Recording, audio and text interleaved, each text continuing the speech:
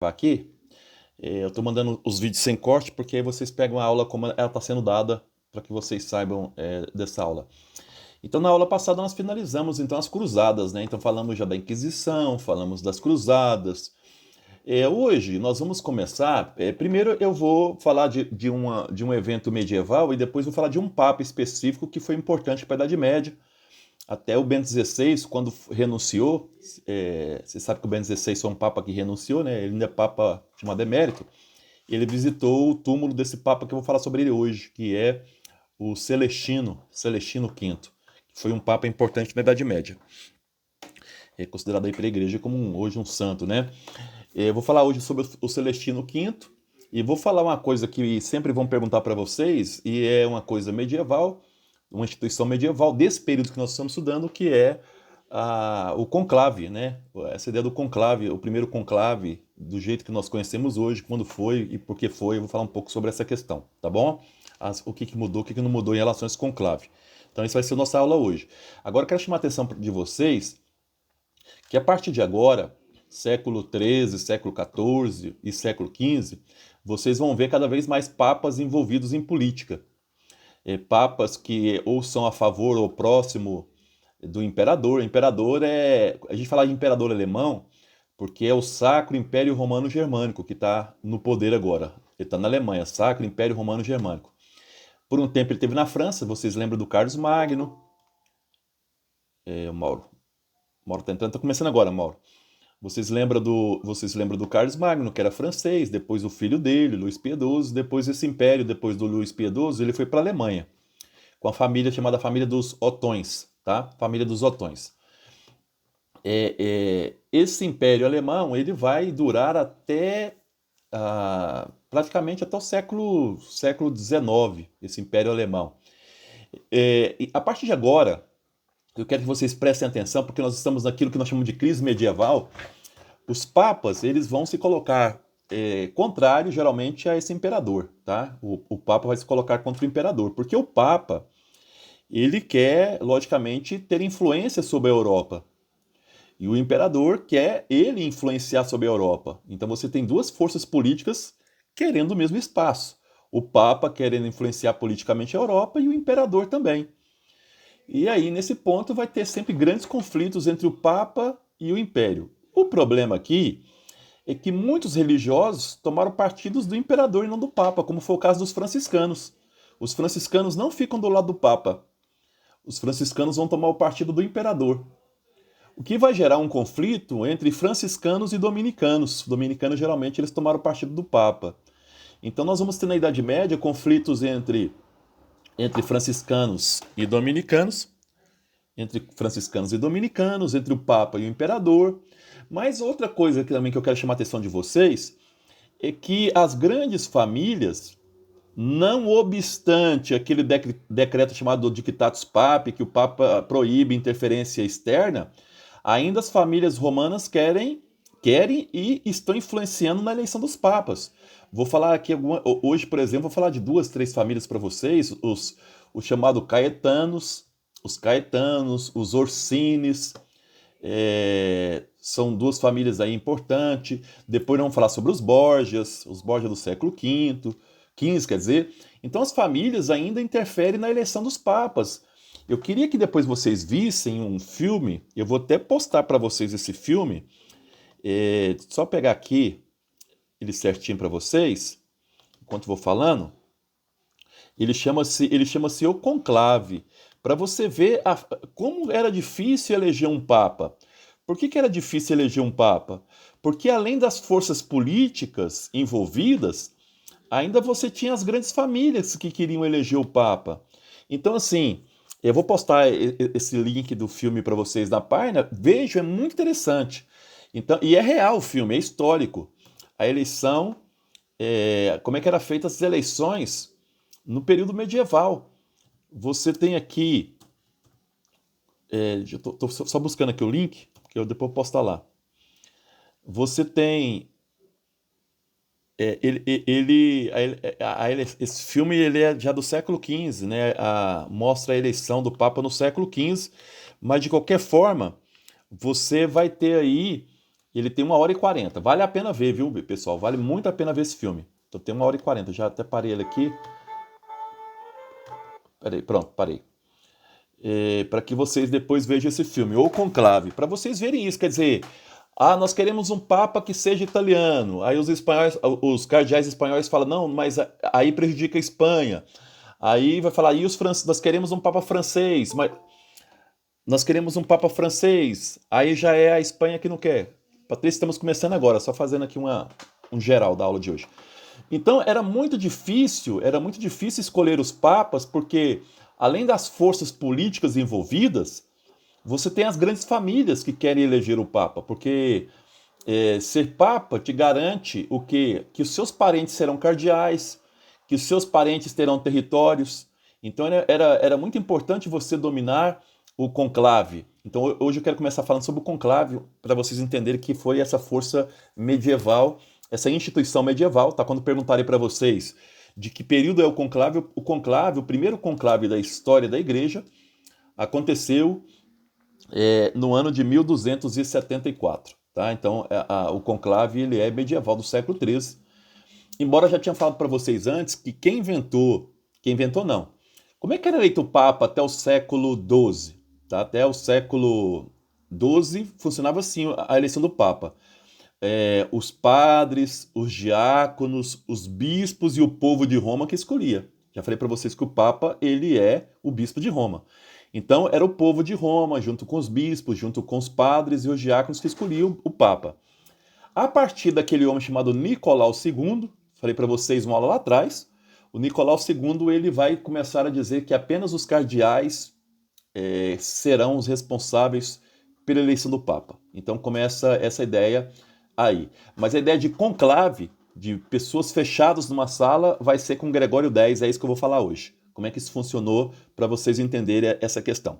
Por que o conclave é importante? De novo, o conclave ele decide o futuro de um país, de uma família, porque é a partir da eleição do Papa que você vai ter todo o controle sobre a Europa. Então nós temos aí conflito entre duas autoridades, né? Como eu falei para vocês, de um lado o imperador, de outro lado o Papa. Mas só os dois estão envolvidos nisso? Não.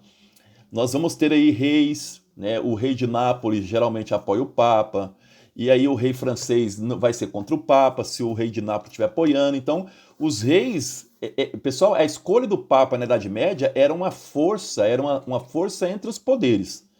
Então, se eu sou inimigo da França, e se a França apoia um nome, eu sou contra. Não é uma eleição visando o bem espiritual da igreja, não tinha essa ideia. Tá? A eleição de um Papa, ela visava controle das forças políticas da Idade Média. É isso que eu quero que vocês entendam. E é isso que nós vamos ver agora, tá? Então, eu vou começar a falar sobre o conclave para vocês, e depois eu vou falar sobre o Papa Celestino V. Essa vai ser a aula de hoje, tá? Então vamos começar com essa história aí do conclave. Eu vou ver se eu consigo. Eu não salvei, mas eu depois mando para vocês, que eu tenho aqui pelo menos o PowerPoint o que eu fiz. A ideia do conclave, ela vai surgir com um papa chamado Gregório X, como eu falei para vocês, em 1274, tá? Ele vai através de um documento, uma constituição apostólica chamada Ubi Periculum. Ubi periculum, quer dizer, em caso de perigo, em latim é isso, em caso de perigo, é um documento que ele foi votado no Concílio de Lyon, 1274, em que o Papa ele estabelece algumas regras para o conclave, tá? A palavra conclave é uma palavra latina, já expliquei isso para vocês, conclave é com chaves, você tranca as pessoas numa sala. Qual que é a ideia do conclave? Qual é o objetivo do conclave? Primeiro, lógico, o objetivo primeiro é eleger o bispo de Roma, o Papa, tá? Esse é o objetivo do conclave. Mas não é só eleger, é eleger rapidamente. Essa é a ideia do conclave. A eleição tem que ser rápido. Por quê? É isso que eu queria chegar aqui com vocês. Em 1268 a 1271, durante 3 anos, foi feito para eleger o Papa chamado... Depois que o Papa Clemente IV morreu, o Papa Clemente IV ele governou a igreja de 1265 a 1268, Papa Clemente IV, 1265 a 1268. Ele morre em 1268 e os cardeais foram para eleger ele. Os cardeais levaram 33 meses para eleger o Papa. 33 meses. Portanto, 2 anos, quase 3 anos, tá? Foram quase 3 anos para eleger um Papa. Veja bem, e nesses 3 anos para eleger um Papa, a igreja ficou sem representante, ficou com a sede chamada sede vacante. Sede vacante quer dizer, sem nenhum Papa, durante quase 3 anos. Porque esses cardeais não conseguiam chegar a um consenso. Por que não? Simples, já expliquei para vocês. Os interesses das famílias estavam envolvidos nessa eleição. Aqui eu vou falar de algumas famílias que eu tinha falado para vocês, só para vocês entenderem aí como era difícil, tá? Vou falar algumas famílias famosas que influenciavam na eleição do Papa. Os Médicis, esses Médicis são da região ali de Florença, tá? De Florença. Os Corsines é uma família importante também. Os Crescêncios, outra família importante. Os Caetani, outra família importante. Os Orsines, não Corsines, eu falei Corsines, é Orsines. Os Orsines, os Túsculos. Pessoal, tem tudo isso anotado, depois eu vou passar para vocês, tá? Só para vocês terem isso aí. E os Borgias, tá? Além do imperador, que eu falei para vocês, o imperador alemão, que interferia na eleição do Papa. Então, seja, foram 3 anos para eleger esse Papa chamado Gregório X. Quando esse Papa Gregório X foi eleito em 1271, tá? Quando ele é eleito, ele vai estabelecer algumas regras para que o próximo Papa seja eleito mais rápido do que ele foi. E uma das regras muito interessante foi a seguinte, essa regra não existe mais hoje, mas ela foi interessante. Você tem 1 dia, 2 dias, 3 dias para eleger o Papa. Não eleger em 3 dias, a partir do 4º dia diminui a refeição, tá? Diminui a refeição dos cardeais.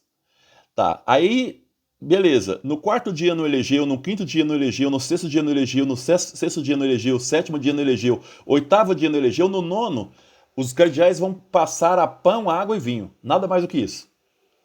Então, vocês que sabem, querem ficar a vida toda aí só com pão e água, vocês ficam o tempo que vocês quiserem, senão vocês elegem rápido.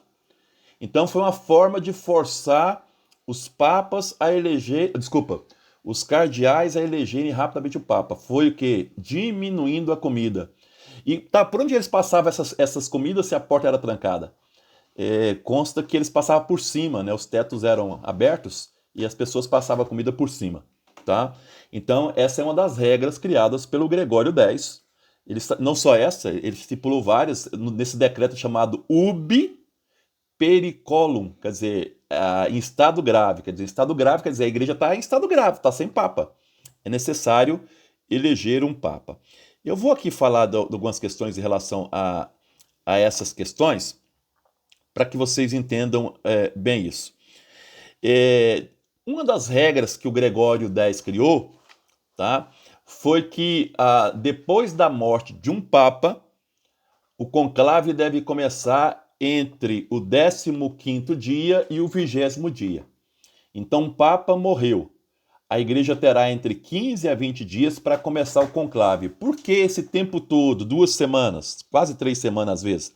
É porque naquela época, para ir até Roma, as pessoas não tinham avião, não tinham carro, elas iam de cavalo, com carroça. Então era muito demorado para que essas pessoas chegassem até Roma. Então se estabelecia de 2 a 3 semanas para começar um conclave. Pessoal, grave o que eu vou dizer. Essa regra permanece até hoje, essa regra do Gregório X. Quando um papa da igreja morre hoje, um conclave começa entre 15 a 20 dias. O cardeal mais velho, ele que vai marcar, mas entre 15 a 20 dias. Ah, mas por que demora ainda tanto se hoje tem avião? A igreja manteve esse prazo para que esses cardeais pudessem sentar, fazer reuniões antes do conclave, ver situações que envolvem a igreja, reuniões que possam discutir antes desse conclave, tá bom? Então, um papa morreu de 15 a 20 dias para começar o conclave. Essa regra começou em 1274, estabelecida aí pelo Papa Gregório X. Esse é um ponto importante. Esse período de 15 a 20 dias é chamado na igreja de novendiales. É um termo latim, depois eu vou passar para vocês. Terminado esse prazo, marca-se o conclave, e o conclave começa com uma missa chamada Pro Eligendo Romano Pontífice. Em latim, tá? Em português é para eleger o Romano Pontífice. Essa vai ser dentro da Basílica. Acontece isso hoje, depois eles vão para a Capela Sistina. Essa missa existe até hoje, tá? Missa Pro Eligendo Romano Pontífice. Aí participam os cardeais, participam outras pessoas, não precisa só os cardeais. Terminada essa missa, aí fica na Capela Sistina hoje somente os cardeais, tá? Essa regra continua também até hoje. Só quero acrescentar um ponto importante. No ano de 1621, um papa chamado Gregório XV, ele estabeleceu o voto escrito e secreto. Antes não era secreto? Não, antes as pessoas falavam, eu, Guto, voto em fulano. Eu fulano, voto em ciclano. Era aberto. Por isso não chegava a um consenso. Tá? Então, a partir desse papa chamado Gregório XV, 1621, século XVII, é estabelecido o voto por escrito, tá? E secreto. Você não pode dizer em quem você votou. Então, muito que as pessoas falam de votos aí é conversa. Ninguém, a não ser que você conte. Embora tenha esse segredo. Você sabe, por exemplo, como é que eu sei que um papa ele teve mais votos naquela sessão? Porque você fez os votos, aí o responsável pela mesa fala. Bento, não era Bento XVI, né? Vamos colocar aqui, cardeal fulano, teve tantos votos, cardeal ciclano, tantos votos. Isso ele vai dizer. Porque uma regra da igreja é que você tem que ter 2/3 do voto para você ser eleito. Tá? Ser eleito. 2/3 do voto, senão você não é eleito. Então, em 1621, foi estabelecido o voto escrito e secreto. Isso foi um ponto. Depois, no ano, uma coisa bacana também, já tinha falado para vocês, já tinha falado lá atrás, né, que foi no século XI que o Nicolau pede para que os cardeais bispos votassem. Depois, quais outras mudanças que nós tivemos importantes? Em 1904, o Papa Pio X, que hoje é santo da igreja, o Papa Pio X, ele vai abolir o direito que reis católicos tinham de vetar cardeais. Vou dar exemplo. Eu sou rei da Áustria, sou um rei católico. Eu não quero que o cardeal Fabrício vote nesse conclave, porque ele não gosta da Áustria. Então, os reis católicos tinham esse poder de veto. O Papa Pio X, isso recentemente, pessoal, 1904, tem 100 e poucos anos. O Papa Pio X, ele aboliu, tá, essa interferência dos reis católicos no conclave de vetar cardeais. Hoje ninguém externamente pode interferir em quem não vota no conclave não, tá? Uma outra coisa que mudou na igreja foi o Papa Paulo VI, em 1970, ele define que apenas papas com menos de 80 anos devem votar, tá? Então isso é coisa recente, hein, pessoal? 1970, 52 anos atrás. Então, ele define que apenas papa com menos de 80 anos devem votar. Se o papa vai fazer 80, ele não pode votar. E outra coisa, o número máximo de 120 votantes. Só 120 cardeais podiam votar. Isso quem define é o Papa Paulo VI, ok? E o último ponto que eu queria colocar antes dessa discussão aqui foi o Papa João Paulo II, num documento chamado Universi Dominici Gregis, que vai estabelecer, então, que os cardeais devem se hospedar na Casa Santa Marta. Ali é o hotel que eles ficam, tá? Ele define essa questão, que são os cardeais, eles devem ficar na Santa Marta. As regras do conclave hoje, elas seguem esse documento do Papa João Paulo II, tá? Esse documento chamado aí, que eu já falei para vocês, o decreto Universi Dominici Gregis. E traduzindo para o português seria o seguinte, domínio do Senhor universal, né? Igreja significa o rebanho universal do Senhor. Essa seria a tradução do documento, tá? O rebanho universal do Senhor, quer dizer, os cardeais. Os cardeais, eles são isso aí. Então eles ficam na casa chamada Casa Santa Marta. Então aqui fazendo uma pequena, vamos dizer assim, apanhado do que nós falamos até agora, a igreja, ela institui o conclave em 1274 com o Papa Gregório X para poder apressar a eleição do pontífice. Por que a eleição do pontífice era demorada? Por causa da interferência das famílias e do imperador. E a igreja ficava na mão, ficava até 3 anos, como foi o caso de 33 meses, né, quase 3 anos, que foi o caso aí da eleição do Papa Gregório X.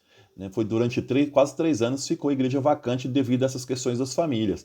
Lembra, de novo, já estou adiantando para vocês, aquele documento Dictatus Papae de 1075, do Gregório VII, de que os leigos não pudessem interferir na eleição do Papa, não adiantou de nada, porque nós estamos aqui no século XIII, o Papa sendo eleito ainda pelas famílias. Esse filme que eu estou passando para vocês é do século XV, ainda vai ser as famílias que vão influenciar na eleição do Papa. E vocês já ouviram falar da famosa família Borgias, essa família espanhola de Valença, que elegeu 2 papas, vários cardeais, quer dizer, isso no século XVI, pessoal. Um documento do século XI, que era para renovar a igreja, não está funcionando. Ainda a interferência das grandes famílias na intervenção da igreja, do imperador, dos reis, ainda é muito grande, o que impedia com que a igreja tivesse o seu papa. O conclave foi para poder amenizar a situação, para que as pessoas elegessem o mais rapidamente possível o papa. Fazendo o quê? Vocês já escutaram aí. Cortando a comida. Primeiro, você reduz o número de comida. Com quarto dia, você reduz o número de comida. No 9º dia, você só dá pão, água e vinho. Aí, se você quiser ficar, você vai ficar aí tomando água, vinho e pão, até vocês elegerem o Papa. O Papa mais longo para ser eleito foi esse Gregório X, 33 meses, quase 34 meses, esse Gregório X. E o Papa que foi eleito mais rapidamente da história foi o Papa Bento XVI, o antecessor do Francisco. Ele foi eleito em 24 horas. Foi o Papa mais rápido da história, dessa história que nós estamos falando para vocês. O Papa que foi eleito mais rapidamente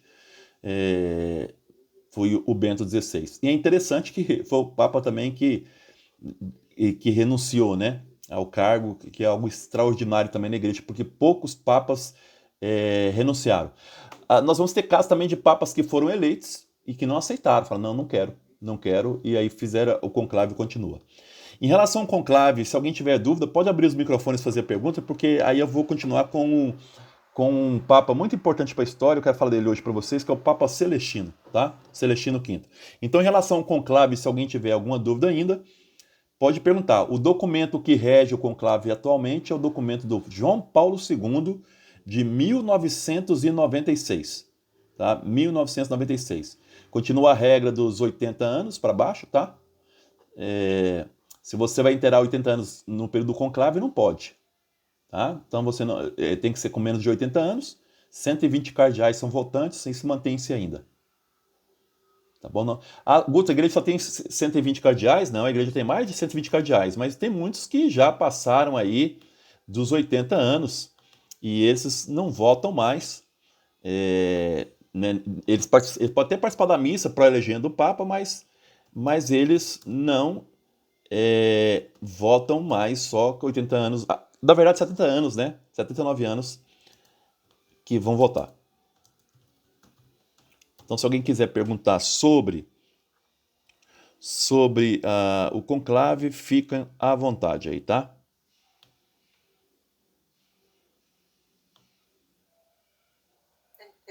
Guto, o conclave, eles ficam lá durante o dia, mas Isso. à noite eles vão para Vo- a Casa de Santa Casa Santa Marta. Marta. Hoje tem um ônibus que pegam eles é, e levam para o Colégio Santa Marta. Eu tô aqui fechado o meu canal, é porque eu queria pegar o número de cardeais que tem hoje, total, mas eles passam de 140. No último era 144, tá, cardeais.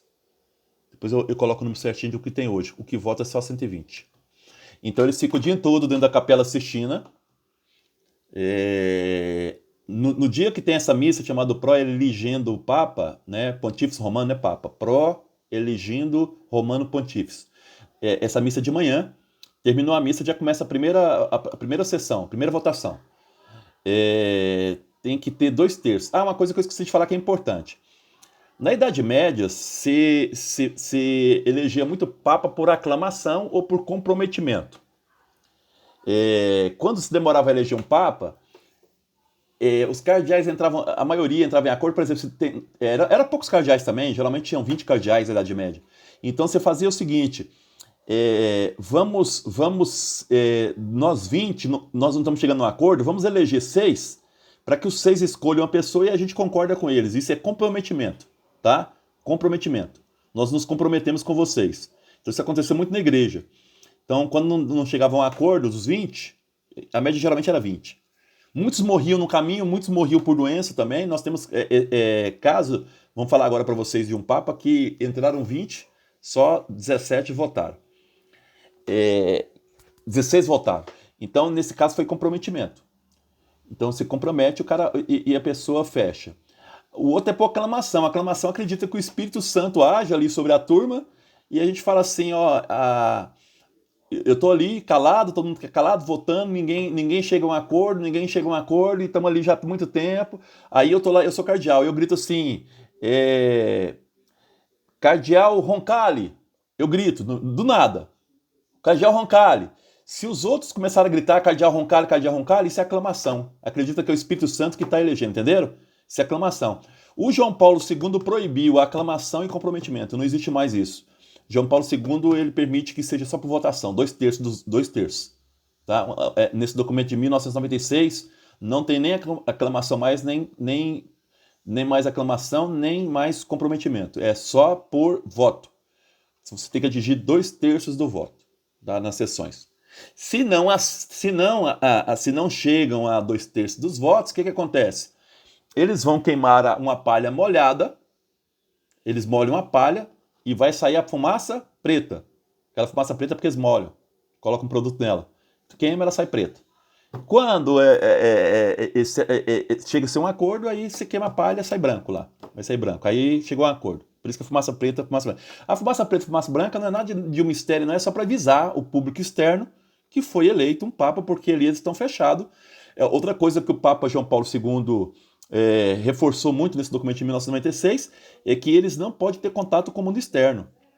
O Gregório X, ele permitia que apenas 2 assistentes para cada papa. Olha que coisa interessante, lá em 1274. Porque antigamente cada cardeal levava uma multidão de gente. O cara que cuida do cavalo, o cara que cuida da comida dele, o cara que cuida da roupa dele, o cara que cuida do sapato dele. Era uma multidão. Então você imagina para uma cidade sustentar tanta gente assim. Então Gregório X, o primeiro que fez esse conclave, 1274, nesse documento, ele vai estipular que cada cardeal só pode ter 2 assistentes. Tá? A média, como eu falei para vocês, era de 20 pessoas, então no máximo 40 pessoas participavam de um conclave. Hoje, logicamente, a Casa Santa Marta tem toda a estrutura que faz a refeição, tem as arrumadeiras a Santa Marta, para quem não sabe, em Roma é um hotel, tá? É um hotel. Mas quando tem um conclave, o hotel fica só para esses cardeais. Então, nesse hotel tem cada papa, eles não podem dormir de 2 pessoas juntas, porque tem que se manter o segredo. Então, cada cardeal dorme num quarto separado, recebe a sua refeição. Na hora de comer, pode comer coletivamente, mas ninguém conversa com ninguém.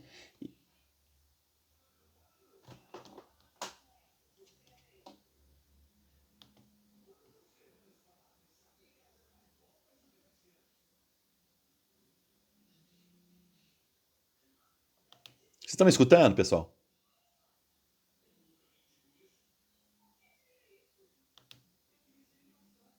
Caiu aqui, eu vou voltar. Peraí.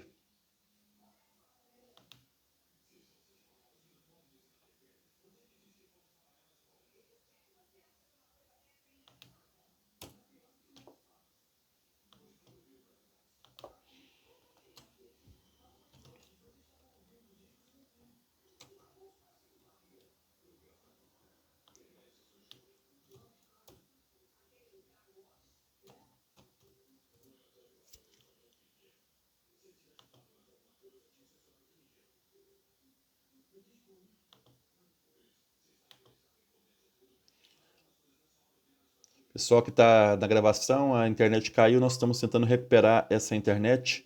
Daqui a pouco a gente volta aqui com a gravação. Só um instante.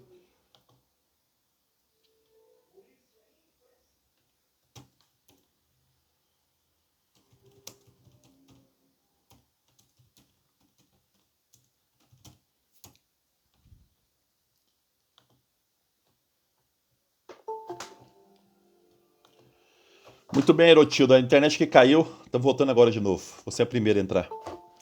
Elvira. A internet caiu aqui, Elvira. Estamos voltando. Paula. Fabrício. Patrícia. Falta só o Mauro. O Mauro daqui a pouquinho deve entrar. Então estava dizendo para vocês que hoje a Casa Santa Marta ela tem toda a estrutura, os papas vão lá, tem a refeição e tudo mais. Aqueles que não podem caminhar, têm dificuldade, eles ficam no setor de baixo da Casa Santa Marta. E tem um ônibus que leva ele diretamente para a Capela Sistina. Chegou na Capela Sistina, aí tem a nova sessão. E eles não podem levar celular, não podem levar computador. Brivaldo entrando. Só voltando aqui, Berivaldo. E aí eles não podem levar computador, eles não podem levar nada, celular, nada, isso para não ter contato com o mundo externo. Mas hoje é muito mais fácil eleger um papa do que no passado, pessoal. Hoje não existe interferência por exemplo, os Estados Unidos vai dizer, eu não quero tal cardeal, ou a Rússia vai dizer, não quero tal cardeal. Não existe isso mais hoje. Na Idade Média, não. Na Idade Média, as famílias interferiam. Nós queremos que o papa seja da família dos Túsculos. Nós queremos que o Papa seja da família dos Borgias. Por que os Borgias? Porque nós queremos que agora tenha um Papa espanhol. Nós queremos que o Papa seja dos Orsines, mas os Orsines odeiam os Colonna, né? Porque os Colonas e os Orsines, eles tinham chamado de irmãos no ódio. Um odiava o outro, odiava. Então, se os Orsines apresentassem um candidato, os Colonas, que eram cardeais, não aceitavam. Se eram os Colonas que colocavam um candidato, os Orsines não aceitavam. Então era muito difícil você eleger um papa. Porque cada família dessa, não sei se vocês estão entendendo, elas representavam um rei, um senhor feudal poderoso, um imperador. Então existiam muitos interesses por trás dessas pessoas. Hoje hoje é diferente, porque a igreja hoje ela é um Estado independente, é um país independente que não depende de nenhum presidente para existir. Então, se os cardeais dos Estados Unidos falarem nós não queremos tal cardeal, eles estão nem aí para isso. Porque hoje a lógica é sempre essa. Quem escolhe é o Espírito Santo, não somos nós. Então vai ser eleito aquilo que o Espírito... Qual ser humano em sã consciência achava que um papa argentino, um cardeal argentino seria papa? Gente, o brasileiro, aquele brasileiro, Dom Cláudio Umes era favorito, um cardeal de Milão era favorito, o Sara é um cardeal negro, ele é de liturgia, agora até já venceu, ele já está aposentado, ele era favorito. Então fazia as bolsas de aposta, cada um, ninguém falava do cardeal argentino, ninguém nem sabia, né? Então assim, só para vocês verem como é que essa questão é. Agora tem, lógico, tem alguma questão. Quem está votando, nós não, que estamos fora, nós não sabemos, mas quem está votando está dizendo o seguinte: precisamos renovar a igreja. Sempre é Europa, Europa, Europa, Europa, vamos para outro continente para ver se melhora. Veio para a América Latina. Guto, achava que o cardeal que ia ser eleito seria um cardeal da África, porque há muito tempo a África cobra um papa africano. Nunca teve. Eu ainda pensei, seria o Sara por isso, ele é africano, pode ser que seja ele. E ele era da liturgia, um cara renomado. Eu falei, vai ser esse Sara. Eu pensei, né? Ou o cardeal de Milão, que na época era muito cotado também, os dois de Milão. Milão, pessoal, para quem não sabe, é uma sede muito importante da igreja, porque foi lá que em Milão morou o Santo Ambrósio. Então ela tem um grande respeito dentro da igreja. Então sempre o cardeal de Milão é favorito a ser papa, sempre. Em todo o conclave que existir, o cardeal de Milão ele entra como favorito a ser papa, pela sede episcopal, porque Milão é muito importante. A África, ela não tem muita hoje não tem representatividade, mas se essa eleição fosse no século VI, por causa do Santo Agostinho, por causa de outros nomes, talvez seria. Estão entendendo? Quer dizer, quando se elege um papa como Francisco, da América Latina, existe uma mensagem por trás. Quem votou? Nós queremos renovação. Nós não queremos mais uma igreja presa à Europa. Então, os próprios cardeais chegaram a essa conclusão. Quem votou no Francisco votou para ter uma renovação. E que renovação! E as pessoas não estão tendo noção do que é renovação com Francisco. O ano que vem elas vão perceber o que é renovação. Está existindo aí esses debates nas paróquias. Eu sei que já vi aí que o padre Israel está fazendo bonito. Outras paróquias, que é a questão do sínodo para o ano que vem. Uma igreja toda em sínodo. O que o Francisco está querendo com isso? É que as pessoas decidam o destino da igreja e não mais eles, cardeais, não os bispos, não os padres, mas que todo mundo possa dizer algo sobre essa igreja. Isso é uma igreja em sínodo. A participação de todos, homens, mulheres, leigos, padres, bispos, isso é uma revolução que o Francisco, se ele conseguir atingir isso aí, ele não, né? A gente acredita no Espírito Santo, né? Se isso acontecer, vai ser maravilhoso para a igreja. A igreja vai voltar a ser o que era nas origens, onde a decisão sempre é da coletividade, né? Então, assim, só para dar uma noção, devemos ou não ter mulheres ordenadas? Quem decide não sou eu mais papa, não é mais o cardeal, é a igreja como um todo. Então, é só para vocês terem noção como é que seria essa igreja em sínodo.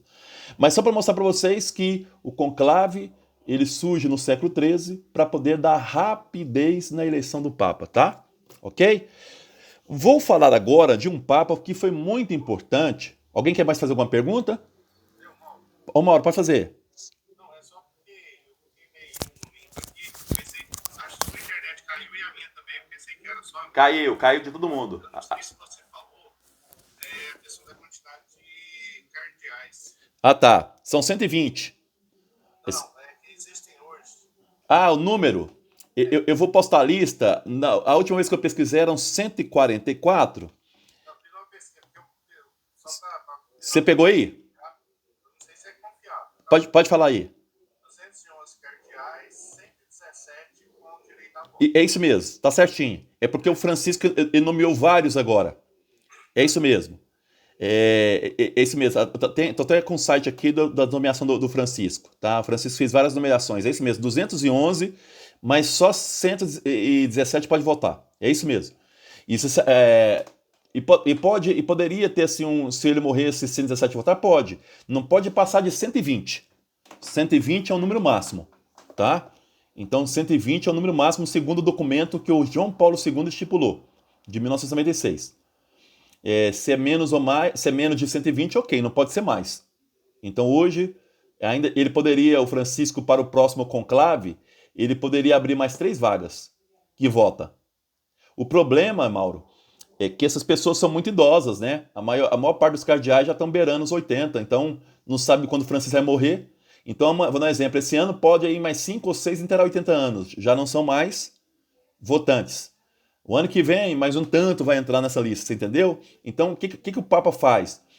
O Francisco sabe, e qualquer pessoa sabe, ele tem uma maneira de ver a igreja, Papa Francisco. A maneira do Papa Francisco ver a igreja ela é mais voltada para o social, vocês perceberam isso? O Papa Bento XVI era mais doutrina, mais documento. Pessoal, uma coisa não exclui a outra, só estou explicando para vocês que cada Papa tem uma maneira de perceber a igreja. O Papa Bento XVI, se a igreja falar assim, ó, tem que entrar com o pé direito, ele não entra com o pé esquerdo. E o Francisco, se a igreja se tiver no documento, entra com o pé direito, ele entra com o esquerdo. Ele não tem para ele essas coisas, não.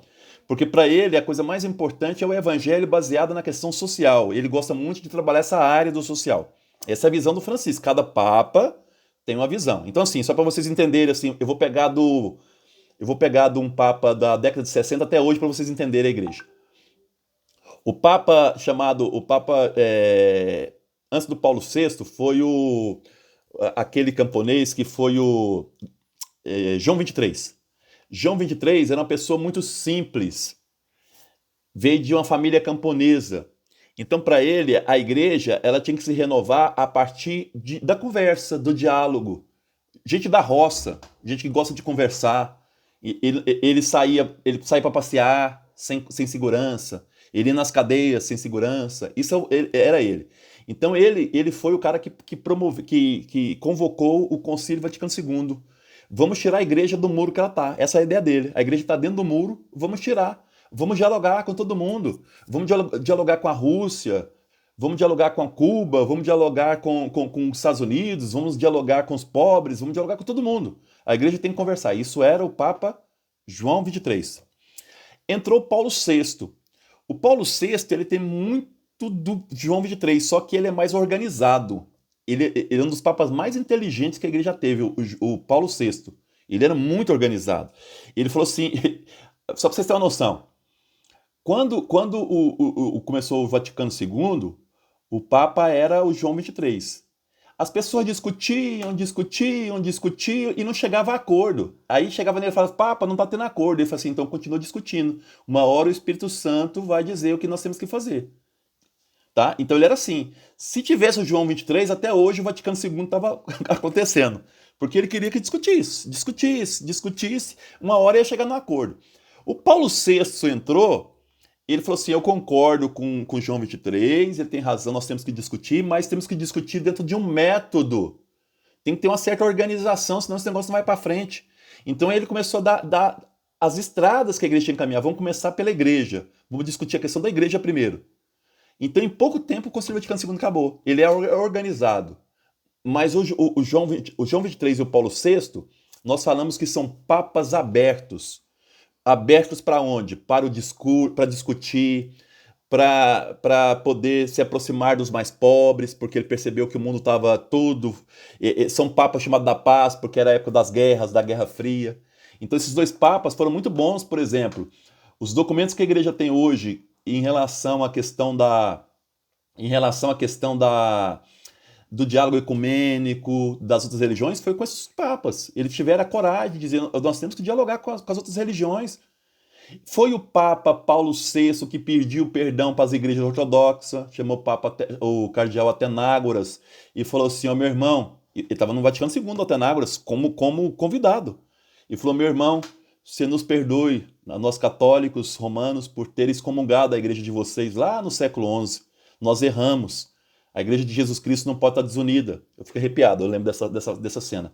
E aí o cardeal Atenágoras falou assim, meu irmão, eu também peço perdão a vocês, católicos romanos, nós também erramos.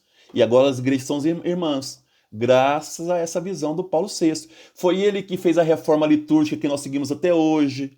A reforma da liturgia da igreja foi passada pelo Paulo VI. Então, tudo isso que vocês estudam de liturgia hoje na igreja, vou dar um exemplo muito simples. Antigamente, a quaresma terminava na sexta-feira da Paixão. Tá? Hoje não, hoje na quinta-feira. Foi uma reforma que fez o Paulo VI. Então, o missal romano que os padres seguem hoje, na língua latina, da língua própria de cada lugar, Paulo VI, porque tudo antes era em latim. O rezar de frente para o povo foi o Papa Paulo VI. A ideia das irmãs que se quiserem não usar hábito, Paulo VI. Quem quiser usar o hábito, use o hábito. Quem não quiser usar, não use o hábito, fique à vontade. Não é o hábito que vai dizer quem você é. Então, os padres todos andavam com roupas, com batinas, ele tirou isso, né? Ele tirou...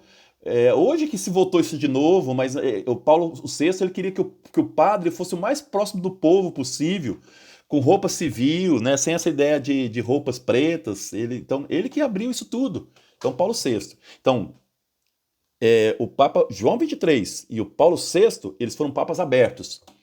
Aí veio um papa chamado João Paulo II. O João Paulo II, ele é polonês, ele sofreu muito na Polônia com sindicatos, com comunismo que foi difícil na Polônia. Então, ele foi um papa Interessante, eu falo que o João Paulo II tem duas características muito marcantes. Ele é um papa foi um papa muito comunicativo, principalmente com a juventude, como João Paulo II conseguia conversar com os jovens. Nenhum papa na história da igreja conseguiu conversar tanto com a juventude como ele. Inclusive, essas jornadas mundiais da juventude têm a marca do João Paulo II. Então, ele foi um papa, embora idoso, muito aberto com a juventude, mas um papa doutrinal. Tem que seguir a doutrina. Então, para as pastorais sociais, o João Paulo II não foi bom. Então, todas as pastorais sociais da igreja sofreram muito com a perseguição do João Paulo II. As SEBs no Brasil foram perseguidas pelo João Paulo II. A teologia da libertação foi perseguida pelo João Paulo II. Uma teologia chamada liberal, tão importante para a igreja, foi perseguida pelo João Paulo II, porque ele queria que as pessoas andassem dentro da doutrina. Então, assim, para os jovens e para o crescimento da igreja, ele foi muito bom. A igreja cresceu muito entre os jovens.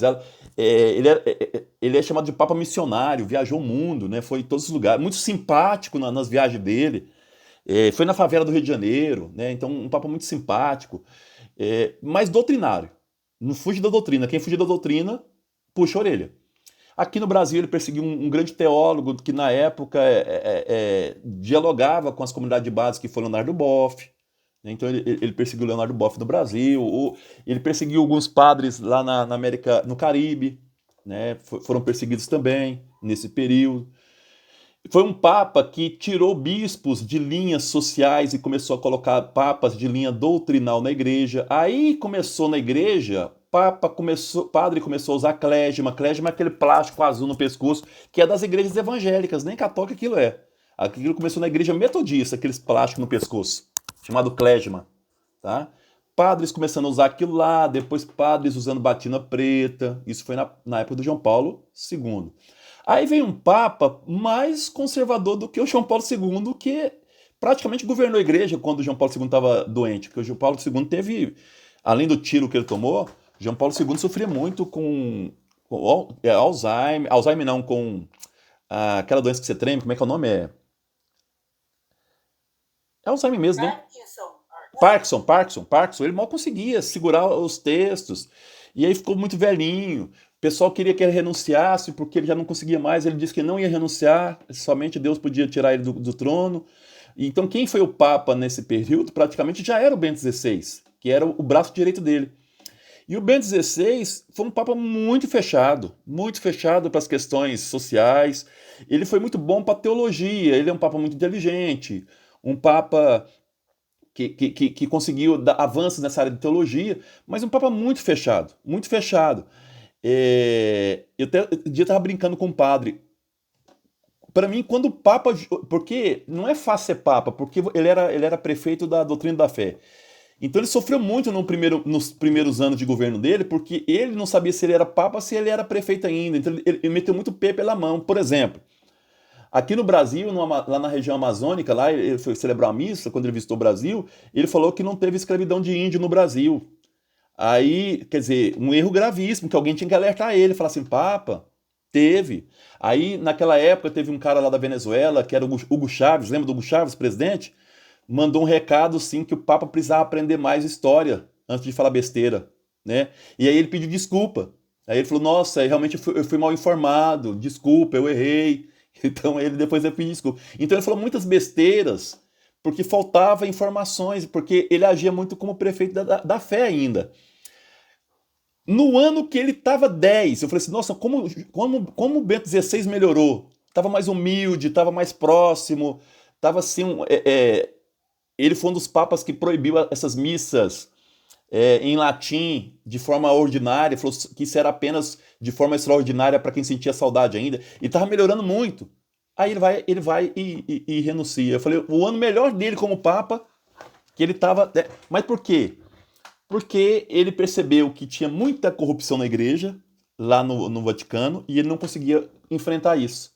Então ele se sentiu limitado pela idade. Muitos amigos dele traiu ele. Teve um caso lá de um mordomo dele que roubou um documento dele, pessoal, para divulgar. Então, ele sabe que não foi o mordomo que fez aquilo lá, foi algum cardeal que mandou. Então, ele foi se sentindo traído, ele foi se sentindo incapaz. Os casos de pedofilia estouraram nos Estados Unidos, vocês lembram disso? E na época que ele era cardeal, não papa, ele sabia daquilo, mas ele, para preservar, é aquela história que você não quer prejudicar o seu irmão, você vai fazendo vistas grossas, ele fez vista grossa, isso ficou ruim para ele. E depois estourou o caso da Alemanha também com pedofilia, aí ele agiu pouco, sabendo da situação. Então ele preferiu, naquele momento, então, renunciar, porque ele se sentia incapaz de fazer essa mudança. Então ele foi conservador. Agora a igreja entra com um papa novamente social. Vocês estão vendo que a igreja tem esses movimentos? Então, ora ela está mais doutrinária, ora ela está mais social. Não quer dizer que o Papa Francisco não segue a doutrina, ele segue. Só que ele entende que a doutrina não precisa ser desvinculada do social, dessas questões. Elas podem caminhar juntas. Eu fui, só para fazer o último adendo aqui para vocês, eu fui numa aula lá em Roma, na Secretaria de Estado. A Secretaria de Estado é que toma conta de tudo para o Papa. Ele vai viajar, eles que fazem as pesquisas, eles que escrevem o discurso, dá para o Papa ver se está bom, se não está, se quer que muda. E a Secretaria de Estado faz isso. E um dos funcionários lá da secretaria, olha o que ele falou. Ele falou assim: o melhor Papa que eu trabalhei, e quando eu estava lá já era o Francisco, tá? Ele falou: o melhor Papa que eu trabalhei foi o Papa Bento XVI. Aí nós perguntamos por quê, né? Foi o Bento XVI. Ele falou assim: porque o Bento XVI, ele era obediente. Tudo que nós combinávamos com ele, ele seguia. Para a segurança dele, a gente falava assim: vira à direita. Combinava antes: vira à direita, vira à esquerda. Ele fazia exatamente o que era, a gente organizava aquilo lá. Já o Francisco, falando já o Francisco, a gente combina com ele: Papa, não fala Papa, fala santidade. Santidade, nós vamos virar à direita. Tá? Só entra à direita, porque ali vai ter um segurança para proteger o senhor. Mas só o Francisco vê uma criança, uma idosa, um doente, ele foge da rota. Eu falei: mas essa é a função do Papa, gente. Ele falou: mas é perigoso para ele. Eu falei: mas gente, é por isso que ele é Papa, porque é perigoso, se não fosse. Então ele falou assim: os caras falaram assim: o Francisco não pode ver um doente, uma mulher, um idoso, que ele, tudo que a gente combina com ele vai por água abaixo. Agora vocês podem observar, eu tenho observado muito isso. Ele não vai mais em direção às pessoas. O segurança leva as crianças até ele, leva o idoso até ele, para ele não sair da rota mais. Alguém deve ter conversado isso com ele. Então, assim, hoje o segurança sai pegando as crianças e levando para ele. Falei: mas isso é bonito, né? É a parte da igreja que o cara não tem medo, ele quer estar junto das pessoas. Então, são essas coisas que tornam a igreja bonita. Esses dias eu estava falando, foi sábado. A nossa igreja ela é muito bonita, né? Assim, os rituais do Sábado Santo, nossa, é de chorar, né? Tanto que os rituais são bonitos, são ricos. Quanta história não tem. Gente, eu estou falando do século II, século III, século IV, que fez aquela missa aparecer. Então, seja, quanta história. Quando canta aquele canto dos santos, eu quase choro. Quantas pessoas antes de nós testemunharam a fé, deram a vida por essa igreja. E somos diferentes, somos homens, somos mulheres, somos mais doutrinais, somos mais sociais, mas é a mesma igreja. E quando a gente reza a ladainha dos santos, que as pessoas não entendem isso até hoje, as duas igrejas se unem, a igreja terrestre e a igreja celeste. Então, naquele momento, o céu e a terra vêm para o mesmo lugar. Quer dizer, a mesma igreja se une, os que morreram, os nossos parentes, os que já deram a vida pela igreja, e nós, numa mesma igreja, no mesmo canto. Então é uma igreja assim que tem sua riqueza que a gente não pode esquecer. Vocês estão vendo aí os conclaves, teve a parte política que foi triste, mas você tem que entender o contexto, como é que esse contexto era. Não é justificar, mas entender por que foi assim, não foi diferente. Né? Então, para a gente entender um pouco essa situação. E procurar ir melhorando cada vez mais. Eu acho que é isso que é bonito da igreja, que a gente vai conquistando, né? Eu ia falar hoje desse Papa chamado Celestino V, vou falar na próxima aula, que ele é muito importante. Ele é um Papa, eu já só vou dar um geral aqui, que eu tenho alguns minutinhos. Ele é um Papa que renuncia. Vou contar rapidamente a história dele, na próxima aula eu volto. Ele foi eleito por aclamação. Ninguém chegava a uma conclusão. O rei na época de Nápoles, chamado Carlos I, Carlos de Anjou, visita o conclave e fala que a igreja precisa de renovação. Procura um membro da família dos Orsini, que não estava aceitando, ele chamava Latino, tá? Latino Orsini. O nome dele é muito engraçado, Latino Malabranca Orsini. Procura ele, e ele fala: tudo bem, então vamos eleger o cardeal chamado Pietro de Marrone. Ele era um eremita, um monge, 85 anos. 85 anos esse homem tinha. Foi uma irresponsabilidade, porque o homem estava quase morrendo, mas elegeram ele. Ele vai durar no cargo 5 meses só. Por quê? Porque ele achava que a igreja que mexia com política estava no pecado. Para ele, a igreja tinha que ser só espiritual. Então ele começa a favorecer o movimento franciscano dos espiritualistas, que era herético da igreja. Ele começa a valorizar apenas aquilo que é espiritual, nada dessa questão política, nada dessas relações, nada de governo. Os cardeais chegaram à conclusão que era melhor eleger 3 cardeais para governar a igreja.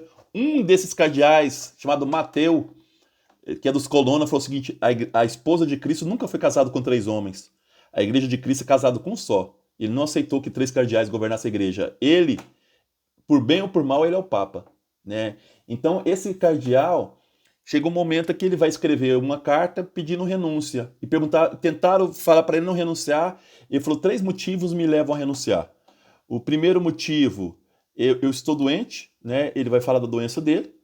O segundo motivo que ele vai alegar para poder renunciar, ele vai dizer que ele queria voltar para o monastério, ele queria ser monge de novo, ele não queria viver essa questão de papa. E, por fim, ele vai dizer também que ele... Deixa eu só pegar aqui o terceiro motivo. Tem um outro motivo aqui que ele fala. Eu vou depois buscar esse terceiro motivo. São 3 motivos que ele aponta. Um era a questão da doença dele. Ele fala que estava bastante enfermo, tá? Ele fala que a enfermidade. O segundo motivo que ele fala é que ele não era uma pessoa inteligente. Ele não tinha sabedoria para governar a igreja. Então ele percebia que ele era muito manipulado pelos cardeais. Quem governava não era ele. Então ele não tinha esse pulso forte de papa, de líder, nunca teve isso. Ele era um monge.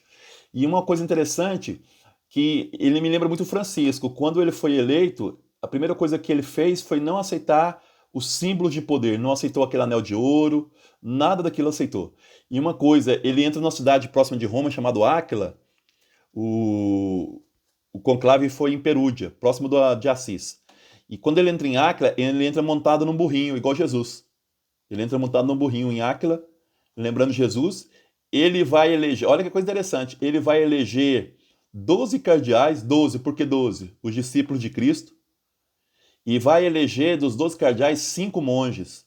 Ele segue uma teoria medievalista de um cara chamado Joaquim de Fiore, que dizia que nós estamos vivendo a época do Espírito Santo, a igreja é a igreja do Espírito Santo. Então ele queria renovar a igreja e que ela não fosse uma instituição, que ela fosse uma igreja espiritual apenas. Essa era a ideia desse monge. O próximo papa que vai entrar vai ser o Bonifácio VIII, que eu vou falar muito dele também, e esse que é o importa para nós, mais do que Celestino. Ele vai dizer que não, que a igreja precisa ser uma igreja que precisa de reforma, ele sabe disso, mas uma reforma que passe pela cabeça e pelo corpo.